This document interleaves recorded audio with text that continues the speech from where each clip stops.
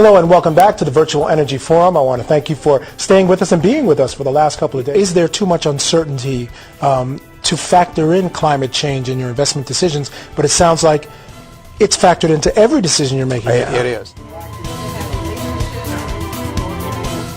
And I want to know if you think at some point the American public and or media might have been complicit in this. Because we can look now with hindsight and say this was horrific.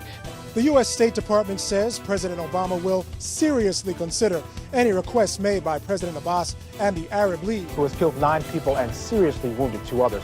Jennifer Miller joins us live now from Rockville, Maryland. This is the sign that Pastor Tom uses to keep his congregation informed. It begins with the day and then a message that updates Katie's condition.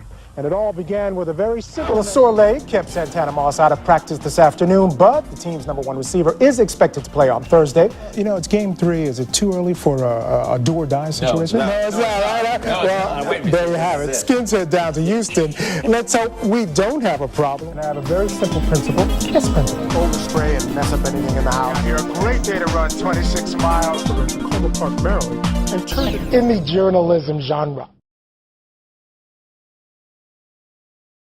We're falling behind on this sort of global marketplace, and you touched a little bit on some Chinese companies and the advantages they have in the marketplace. Right. We need to step things up.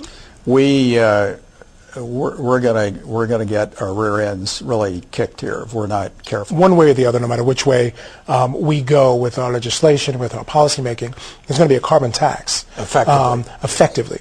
Clearly, and it could come out of the the consumer's pocket. It could come out of someone else's pocket.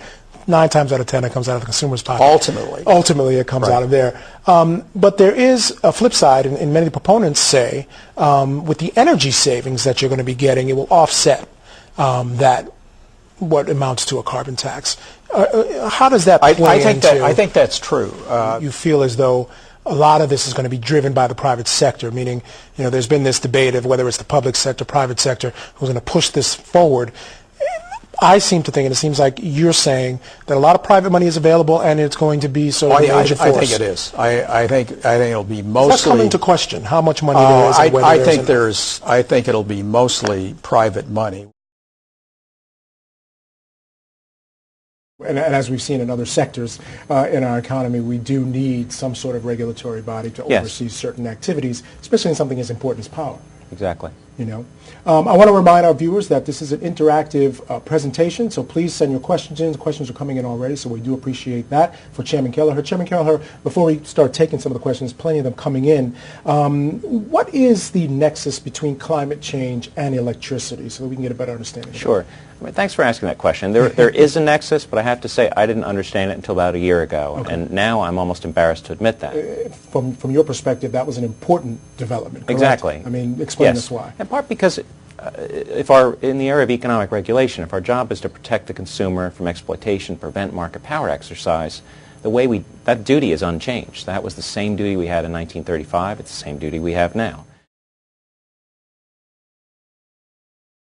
Let me begin with you, Judith, and ask you, certainly the parallels between what's been going on in the Iraq and Afghanistan wars and what was going on back then, or we found out was going on back then, are there. But you've been working on this film for 4 years, so I'm interested to know what drew you to this project. I think when we began, we were a little concerned that the film wouldn't be relevant if we didn't finish before the end of the Bush administration, and obviously that has come and gone, and these issues are if not more as relevant, if not more relevant now, as Afghanistan becomes our longest war, and there's no one in sight. Mike, I want you to give us a brief overview of just how important these papers were. A lot of viewers may not be aware. It's been about 40 years now. This was a huge thing back then. We had been in war for 7 years in Southeast Asia. No question. I happen to agree with you 100%. And I want to ask Judith about some of the choices that you made. The idea, this is essentially from Ellsberg's point of view. He's essentially narrating the story. And I'm wondering about that decision, as opposed to looking back at this as an event that happened in time, which it does do. You also decided to make the choice to include Ellsberg as the narrator of the film. And I'm wondering about that choice. Was that a difficult one? It was a difficult one. I think it was one where we did not agree on that choice. That's the value and the problem with a partnership on a film, which I hope in the end elevated the film because we had to convince one another on lots of things. At a meeting of Arab foreign ministers in Cairo, the Arab League has given its blessing to the resumption of direct talks with Israel.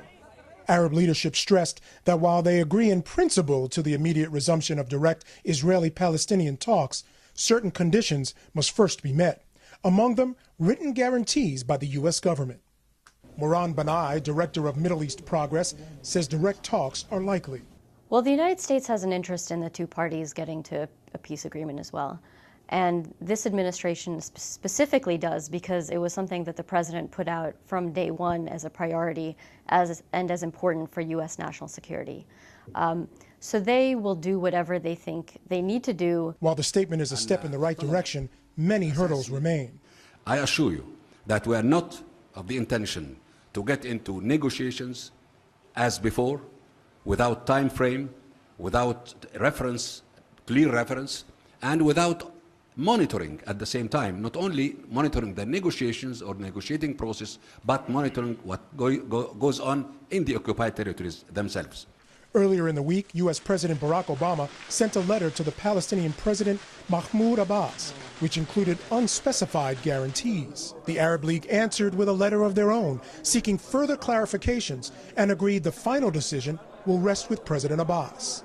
The Arab League makes Abbas stronger. The United States is trying to work with the Arab countries in advance to say, let's work on this together, let's give Abbas the support he needs. Abbas is seeking assurances about the acceptance of 1967 borders and a halt to the settlement building by Israelis. Also at issue, third-party border security for any future Palestinian state. Islamist Hamas, Gaza's ruling party, reject direct talks, saying it will only embolden the Israelis. The Arab League's blessing could provide Abbas with the cover he needs to maintain credibility in the region. They can ratchet up the tension, they can call Abbas names, but if he can get to a point where there are changes that are seen by the Palestinian people, then that's going to outweigh what Hamas can say. The U.S. State Department says President Obama will seriously consider any requests made by President Abbas and the Arab League. Meanwhile, pressure continues to mount as a 10-month moratorium on Israeli settlement building is set to expire in September.